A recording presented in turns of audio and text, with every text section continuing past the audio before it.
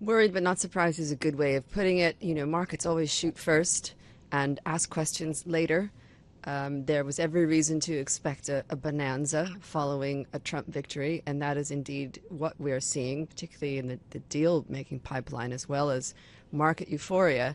But being based here in London and talking to clients, particularly in EMEA and Asia, there is a lot of what you just described, which is a sense that there's euphoria now. How long can it last before kind of reality bites? We know that Trump's policies are inflationary, so nobody wants to miss the rally.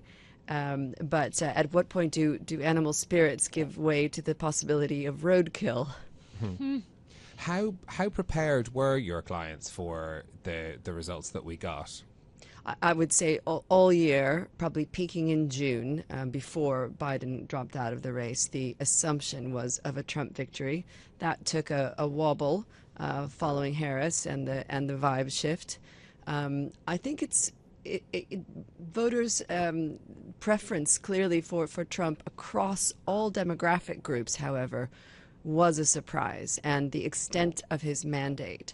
And I think that's something worth taking on board. I mean, it was expected that Trump would win, but remember when he won in 2016, he lost the popular vote, and the number of votes was 77,000 across, three or four swing states. We've got a completely different shape of victory here, but we've also got a very different economic backdrop post-COVID and in this inflationary environment. I mean, when you think about why Kamala Harris lost or where the Democrats go from here, do you really care?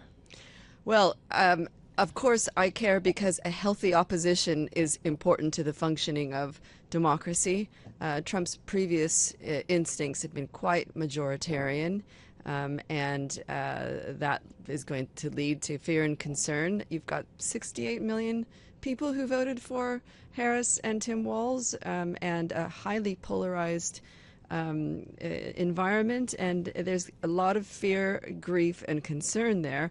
Markets don't care. Businesses can't afford to care. But remember that their staff are probably leaning left. And there are a whole host of corporate initiatives from DE&I to ESG that will be influenced by this perception that Trump is going to cause a complete domestic realignment. And then on the geopolitical scene, you ask what clients are asking about every single issue. What does it mean for U.S.-China? What does it mean for global trade? What does it mean for Israel and the Middle East, Russia, Ukraine, you name it? There isn't a topic that isn't, considered to be now wide open. That's interesting about businesses shifting on perception, because of course we've got another 10 weeks or so before Donald Trump actually takes over in the White House as well. So businesses are already moving on the expectation of what's going to come on issues like DEI. Well, any responsible business would have been thinking particularly about tariffs. And so I think that positioning took place earlier. And in the United States, the backlash against the DE&I agenda was already happening at the state level, don't forget. So the states that were unfriendly to that agenda. I think the implications for us in Europe here are still being digested. I think the UK and Europe are still home to the ESG agenda, but trade tariffs with China frankly make the net zero transition more complex. And so that kind of, head scratching about the headline policies and the campaign policy proposals and reality is going to take some time to digest and think through. Which, of course, sets a very different backdrop for COP.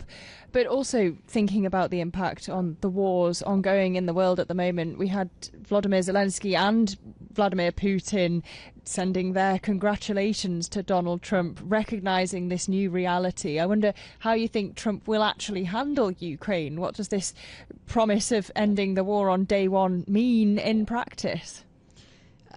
I think that is one campaign promise that he will not be able to keep. I think he's more likely to move forward on the mass deportations campaign promise than that one. But Vladimir Zelensky is a practical man. He has had conversations with Trump. He understands that Trump sees himself and possibly is a kingmaker in all of this, and that the outlook for Ukraine under Trump's perceived peace proposals, what they might look like, isn't great. It would be rational for both combatants to seek to increase their negotiating position in the months ahead, and that's why this 10-week lame duck period, whether we're talking about the Middle East or Russia-Ukraine, probably means the conflict continues in order to prepare for those likely negotiations. But I think 2025 we'll see diplomatic efforts in both of these major conflicts begin. I'm curious as to how businesses are feeling about this in-between period now, in terms of, is everything on hold? Is all investment being paused? Are businesses repositioning and making spending decisions now, or are we going to be in stasis now for months? Well, it's budget season, so businesses have to move forward. And there have been, and I've been part of enough conversations in boardrooms about trying to anticipate this outcome to know that it's very heavily on leaders' minds. Again, from an M&A perspective, that bonanza is very much in motion, in progress from a market's perspective. I think supply chains, one of the biggest geopolitical risks that have weighed upon the system, that bottleneck seems improved. It kind of fell below the radar, but the Houthi rebels said that they would cease their operations in the Red Sea. Jockeying for position in a Trump world is going to be the main preoccupation of every company and every country, and that is a place we just haven't been before.